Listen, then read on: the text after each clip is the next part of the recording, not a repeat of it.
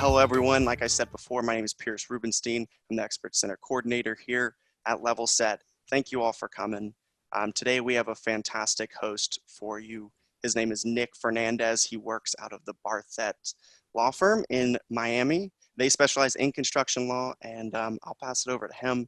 Let him take it from here. Thanks, Nick. So good afternoon, everybody. As he stated, I'm Nick Fernandez. I'm part of the Barthet Law Firm, which has been around for 25 years now, and it has a primary focus today in construction law. Construction law ranges from drafting agreements to handling accounts receivables and also defending against construction defect claims. So the purpose of today's presentation is to primarily focus on the collections aspect, and that is the best way to maximize collection on your accounts receivables. And we can do that through multiple things. And the four key items that we're focusing in on today are lien claims, bond claims, making sure that you don't give away rights by signing an improper release, and certain terms that you can include in a contract in order to, foresee likely issues that you can address and anticipate ahead of time by including those terms in your contract.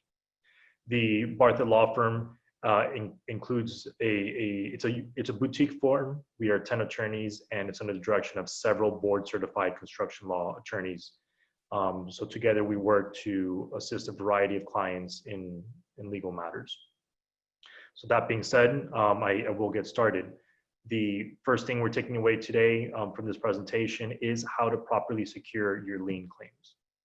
Now, if you provide labor services, or if you provide materials on a project, if you're a commercial supplier, if you provide any sort of subcontracting work, or if you're a general contractor, then liens is something you should consider utilizing in order to secure payment. The most important thing to know in order to secure lien is to make sure that you don't miss any deadlines. This is a creature of Florida statute, and the statute is very, very complicated and very strict with respect to the requirements you are to fulfill. If you miss a deadline, it is unlikely that you will be granted the ability to then later record a lien. So the first deadline you have to be aware of is the notice to owner requirement. For any party that works in a construction project, you must serve a notice to owner within 45 days of your first involvement in that project. First involvement in the project will mean different things depending what trade you are part of. So if you are delivering materials, from the first date the materials arrive or equipment arrives on that project, that is considered day 0, and tomorrow will be day 1 of your 45-day notice requirement. If you're providing labor and your guys step foot on that project, that will be day 0. The following day would be day 1. It is important that every party who does not have a direct contract with the owner, meaning every party who is not the prime contractor, is required to serve this notice to owner in order to secure lien rights.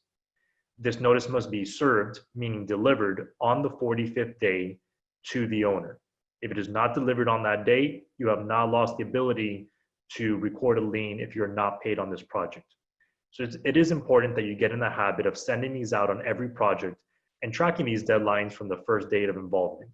Meaning once you get involved in a project, do have some sort of task reminder set within your office to make sure you timely deliver notice to owner. Now, if you are a subcontractor on the project and you are in direct privy with the contractor, the only party you must worry about serving this notice on is the owner. However, if you fall beneath a subcontractor, meaning you're not in direct contractual relationship with the prime contractor, then you must also serve this notice to the prime contractor as well as the owner, meaning both those parties, within 45 days of your first date of work. Now, service of this document is very important because you can't just deliver it via email or in any way that you can't track. It's important that you track the actual service of the document. So in order to do this, you make sure to send it to every address you have for the recipient. But the most important addresses to focus on are those addresses found on the notice of commencement, which is a document recorded on the majority of construction projects, and any addresses for these parties that may be found on your actual contract for this project. Once you've complied with this 45-day requirement, you actually haven't done anything to make a claim on the property or against the owner. All you're doing is securing your rights to later make a claim for a lien. So let's move on to step 2, actually making that lien. If you've arrived towards the end of your project and you realize that you have not been paid in full, you must strongly consider recording a lien. A lien, like bond claims, which we'll talk about later in this presentation, give you the incredible ability to collect from a party that you were not in direct contractual privity with. Meaning if you're a subcontractor or a subcontractor, you are still able to collect from the owner despite not having a direct contract with them. In order to have this ability, you must once again strictly comply with the deadlines set forth by the statute. And that is that a lien must be recorded within 90 days of your last date of work. One of the most complicated issues that we've noticed our clients at the firm experiencing here is finding the most considerable date of last date of work. And I state that because there are many things that you as a party may do to close out a project that within Florida law are not actually considered last date of work.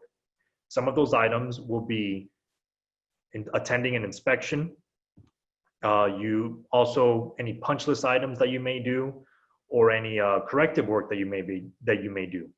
All those 3 items are not considered last date of work. So do be sure that your last substantial improvement to the property is marked on your calendar as the last date of work, so that you know that within 90 days of that date, you must record a claim of lien. Now, one thing that we have noticed with clients and lien deadlines is that we are encouraging them to record liens sooner rather than later. The reason being is that due to COVID-19, we no longer have the ability to walk into the clerk's office and record a lien in person same day.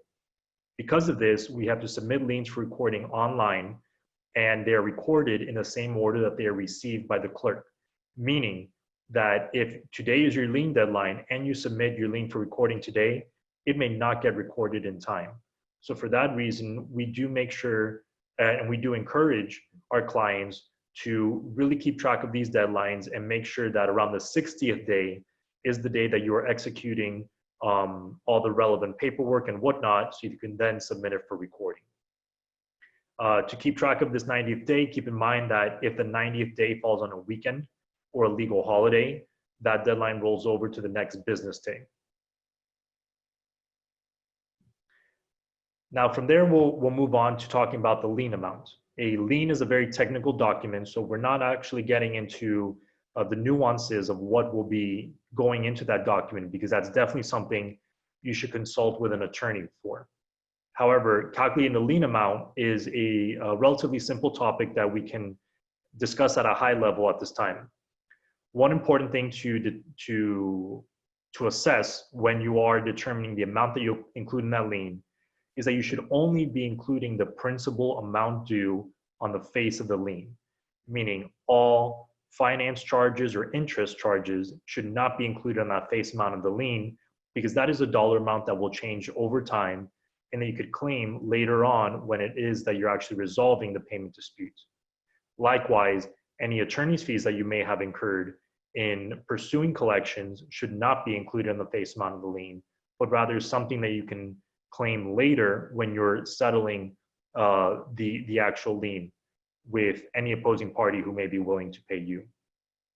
Speaking of the principal amount that should be included in that lien, do be sure to realize that you should only be liening for the improvements that you actually perform. One common misconception that we see clients do is that they're halfway through a project, the project has gone awry, they haven't received any payment for the work they've performed, and now they choose to record a lien on the property.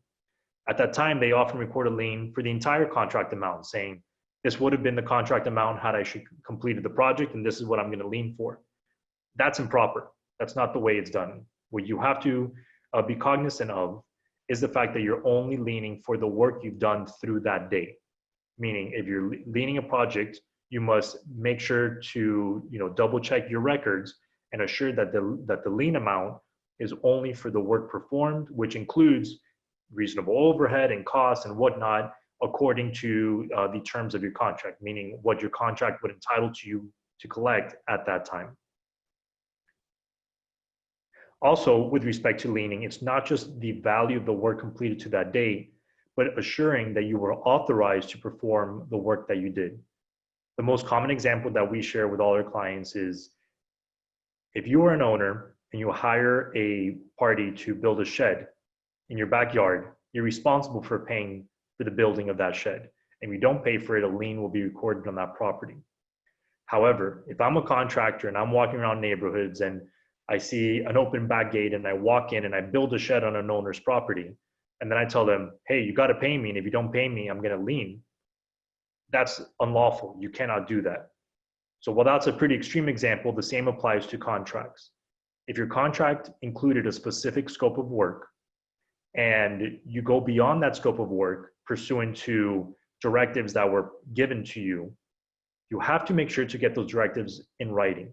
The reason being is that you don't want a defense later to be raised as to the value of your lien, stating that the value of the lien exceeds the dollar amount stated in the contract or relates to work that was not approved by the opposing party.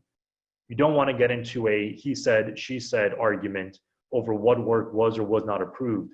So do keep in mind to only lien for work that you are able to evidence that you had the authority to perform. So from liens, we move on to bond claims. This is a different kind of claim that you can do in assuring to collect on your accounts receivables. And this is step 2 on the major topics that we are discussing today.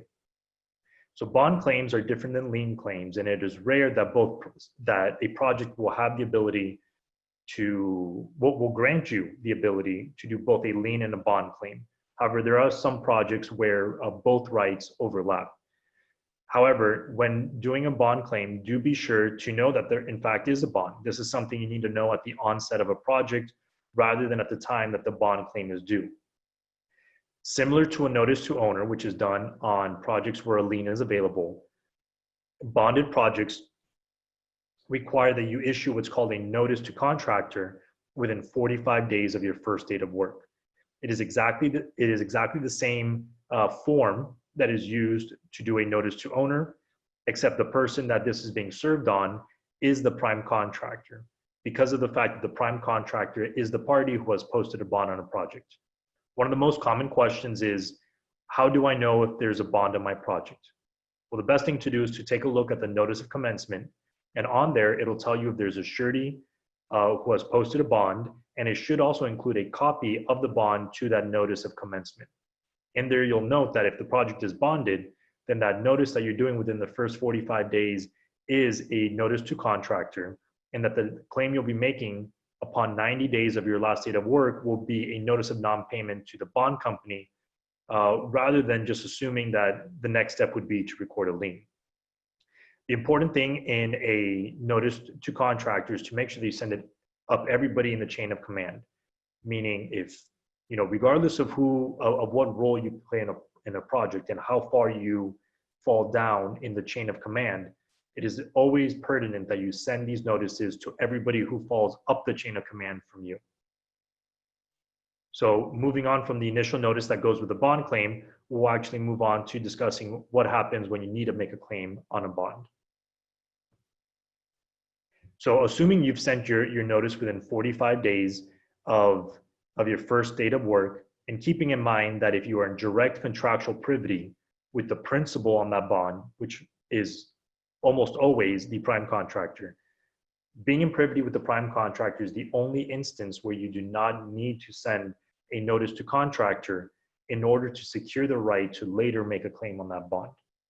So putting that aside and assuming that your initial notice has either been waived because you're in direct contractual privity with the prime contractor, or timely done because you've issued it, the next step would be to do this notice of non-payment. And these notice of non-payments are a statutory form. There's actually a new statutory form as of October 2019. So if you're not using a notice company or an attorney to prepare these, do be sure you are aware of the latest form to use. These forms, just like a lien must be recorded on the 90th day.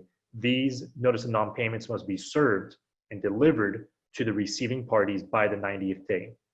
The receiving parties will be the surety who posted the bond, as well as the prime contractor and any other relevant parties delineated in your contract or in the notice of commencement. Be sure that when you're issuing this notice to this notice of non-payment to make a claim on the bond, that you delineate, meaning separate any claims that you have for retainage from the principal amount due. Otherwise, the rules as the claim amount on a lien is the same. Do be sure to not make a claim for monies related to work that you have not performed, meaning you should only be claiming monies for unpaid for work performed through that date. And do be sure that you're only making a claim for work that was contemplated in your agreement with the opposing party. So from here, we're moving on to the fourth step of collection as to the takeaways we're doing today. So the first takeaway was securing your rights to make a lien claim. The second being securing your rights to make a claim on a bond. Now the last two are discussing releases and discussing applicable contractual terms. Releases is a very important topic because you'll often be asked to sign one of these in exchange for payment. However, parties are just signing these under the impression that they will be paid without realizing what they actually are signing. So for that reason, we do encourage our clients and any parties that we're advising to be extremely cautious prior to signing any of these, because once you sign a release and you turn it over to the opposing party, we cannot undo the fact that you've signed that release. So there's damning language in that document and you've agreed to that language, there's really little to nothing that can be done to unwind it. So for that reason, if you're uncertain about any language stated in a release, then reach out to an attorney and make sure they advise you so that you're making an informed decision. Releases by Florida statute are permissible. It is reasonable that an opposing party states, we will not pay you if you do not sign a release. However, the releases set forth by Florida law are very, very, call it generic and minor in the terms of promises you're making in that release. More often than not, all you're agreeing to is exchanging a specific sum of money in exchange for a release through a certain date of work performed. If you note that a release is broader than that, then you should actually reach out to somebody. That somebody should be an attorney specializing in construction law to advise you on whether what you're signing in essence waives a right you were not intending to waive or makes an affirmative statement that you didn't otherwise have to do by law. So do keep in mind to consider the terms of this release, because if a party makes a verbal assertion inducing you to sign a release, but the terms of that release, the written terms of that release are contradictory to the verbal assertions, the written language is what will govern. So don't disregard the language as stated in a release, as we've seen many, many clients do, in exchange for relying on the verbal promises that have been made to you. You need to do your own due diligence and be certain that you are familiar with the terms you are signing. That being said, one of the most common tricks we see used by opposing party is pushing you to sign a final release in exchange for a partial payment, when what you should actually be signing is a partial release in exchange for that partial payment. There's many things that could be thrown into a document to confuse you and to get you to release something that you shouldn't otherwise have released. So do be very, very careful when reviewing these documents. From here, we move on to contractual terms.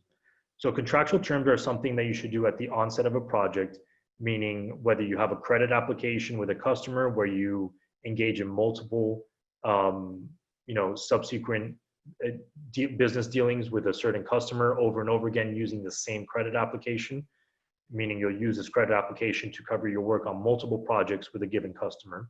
Or number two, you can enter into project-specific agreements. Regardless of the type of agreement you enter into, you must be certain that a few things are laid out. Now, do keep in mind that I know construction is a very handshake deal business. So if you have a verbal agreement or an email agreement, it's not that that's not enforceable. It's just harder to enforce something that's not described in a document that's been signed by all parties. Because then we're getting into a gray area as to what is part of the agreement and what is not. So it is always advisable to enter into a written agreement. That being said, once you have a written agreement, you do want to make sure that you include payment terms therein. You want to be very strict in your payment terms, stating that if, for example, you're not paid within 30 days of each invoice, that the amount due will then begin accruing interest at 1.5% per month or at 18% per year. This would be a right that you're otherwise not entitled to if it has not been included in your contract and agreed to by all parties in writing. Otherwise, what you defer to would be the legal rate for collection of past due amounts, which is substantially below this 18%, which is a percent that you would be entitled to in Florida if it is included in your contract. Number two, that I find to be abundantly, it's something that is often disputed about, is scope of work. So that is something that you always want to delineate in writing with the opposing party. And the purpose of delineating that in writing is for the purpose of assuring that the opposing party and you are on the same terms as to what they are paying you for in exchange for certain work performed. In other words, you don't want to get to the end of a project and say, I understand that the original agreement was $100,000, but you now owe me $130,000 because the work I performed was above and beyond the work that was originally agreed to, the scope of work that was originally agreed to. Then the opposing party steps in and says, no, sir, ma'am, you don't get this $130,000. You're limited at $100,000 because the $100,000 we agreed to includes the work that you performed, and you didn't do any work outside that agreed to original scope. You don't want to have this back and forth of, was the scope of work originally agreed to and contemplated in our proposal pricing amount, or is it something that's new and above and beyond? So for that reason, you want to be sure to include a scope of work description that's sufficiently detailed to assure that when something falls outside that scope of work, that you can easily argue that you're entitled to additional sums of money because of the fact that this other work performed is something wholly apart from what you originally agreed to. When taking into consideration additional scope of work, it is important that you consider executing a change order, because while verbal change orders may sometimes work, if your contract prohibits verbal changes to that agreement, then you might be out of luck in enforcing a change to that contract. So for that reason, you always want to make sure to get a change order when you are changing one of three things. One, the value of your contract. Two, the scope of work being performed. Or three, the time you have to complete a contract. What I often notice, and this is a tip that I give to you, just seeing many parties having made these errors in the past, the scope of work may have not changed and the contract value may have not changed, but there may have been something in the project that caused delays, something that was out of the control of the lienor or the person who would be making the bond claim or the breach of contract claim, meaning the ultimate party providing labor, services, or materials. There's something that is outside their control that occurs on a project which causes the time to complete the project to change. However, they fail to submit a change order that grants them the ability to finish on a later date than was originally agreed to. Now there's all these terms included in a contract, such as liquidated damages or delay damages, whatever you want to call it, which a party didn't anticipate being responsible for, because in their mind, it would be logical that they wouldn't be responsible for adhering to the original deadlines of the contract, given all the delays that occurred that were not part of that were not caused by this party. When that occurs, you must also be concerned if you don't have a change order in hand.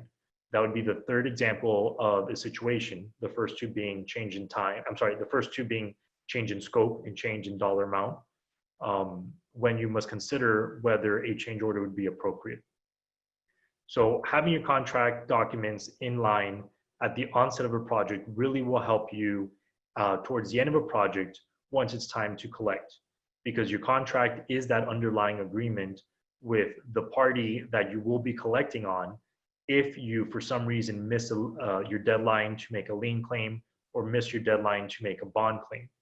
The last avenue of collection will be that contract you have, and you want to make sure that contract you have is solid in benefiting you to collect. One of the other things we notice many clients of ours start implementing in their agreements is a personal guarantee by one of the principals or officers of their customer, meaning that if the customer goes belly up and goes into bankruptcy, or if the customer is simply experiencing financial hardship, the party who is unpaid then has the ability to seek payment from that specific officer individually for the debts of its company that it guaranteed. These are all things to consider and to talk to your personal attorneys about when considering what you should do to maximize collections on projects. So that being said, I do tender the remainder of my time to questions if you have any. That being said, there are many things you could do to assure that you're maximizing the ability to collect.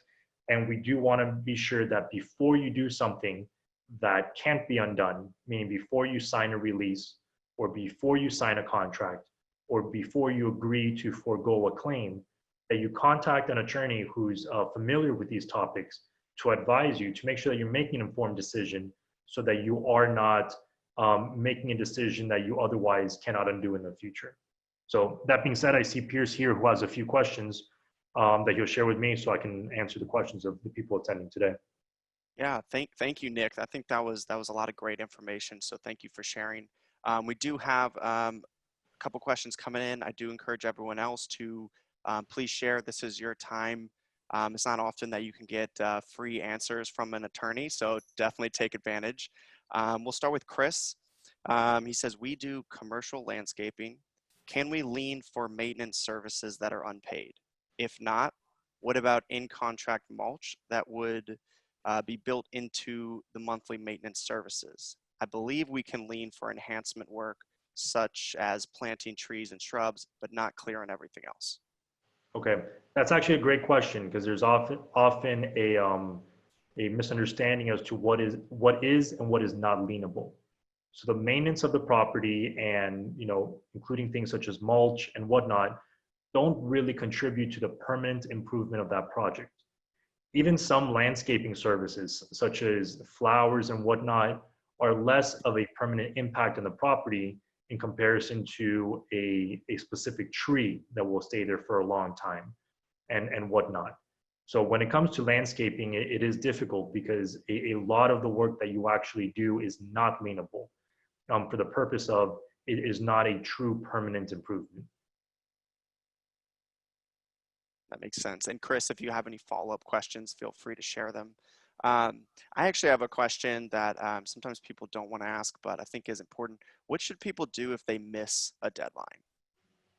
If you miss a deadline, there's really little to nothing you can do in respect to getting that deadline back. That's why your last avenue of collection is collection against the direct customer that you contracted with. Just because you lose a lien or bond deadline and the ability to make that claim, it doesn't mean that you've lost the ability to collect on your accounts receivables. It just means that now you're minimizing who you can collect from. So if you've missed a deadline, be sure to share the information with your attorney who is enforcing collection of your accounts receivable. The reason being is because against these third parties being prime contractors and owners, even if you've lost your ability to make that lien or bond claim, if you do find out that they have not paid your customer, then you have the ability of bringing a claim for unjust enrichment against them. The reason being that they have received a benefit which they haven't paid anybody for. And it would be unlawful for them to retain that benefit if they don't compensate somebody for that. And it's important to answer your question, share all information with your attorney, even if you know that you've missed a deadline. Mm-hmm. That makes complete sense. Well, that honestly looks like all the questions that we have today. If there are any more, please share them quickly.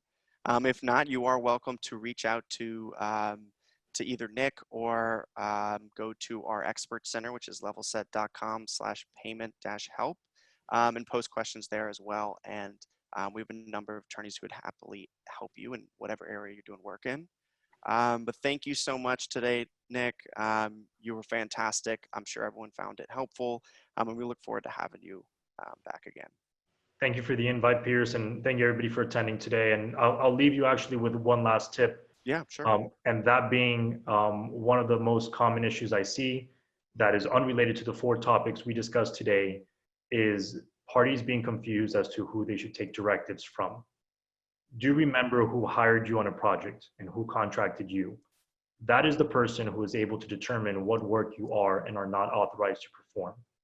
Make sure that you're not taking directives from, an architect, an owner, or some other third party if the party who hired you did not tell you to take their direction.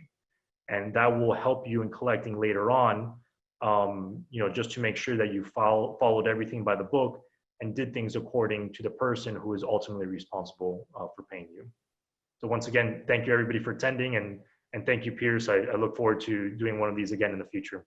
Yeah, thank you. That was a great bit of lanyap. I can see how you could find yourself in a bad situation if you don't do that. So thank you. Yeah. Well, thank you, everyone. That concludes us for today. Hope to see you again soon, and let us know if you need anything. Thank you.